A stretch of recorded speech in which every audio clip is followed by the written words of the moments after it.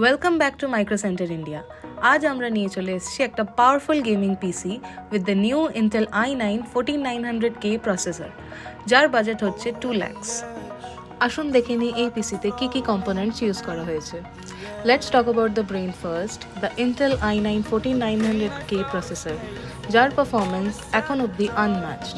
তার সাথে আমরা ইউজ করেছি the latest MSI Mag Z790 Tomahawk Max WiFi Motherboard, যার স্টেবিলিটি এই পাওয়ারহাউস পিসির জন্য একদম পারফেক্ট। মেমোরির জন্য আমরা নিয়ে নিয়েছি 16GB Kingston Fury DDR5 6000 mAh white RAM, দারুণ লুকস আর অসাধারণ স্পিড। গ্রাফিক্স কার্ড নিয়ে চিন্তা করতে হবে না, introducing the ZOTAC RTX 4070 Ti Super Trinity, gaming এবং 4K এডিটিংয়ের জন্য একদম পারফেক্ট। সিপিইউর টেম্পারেচার চিল রাখার জন্য থাকছে একটা top notch cooling solution, that is the MSI Mag Core Liquid M360 AIO cooler.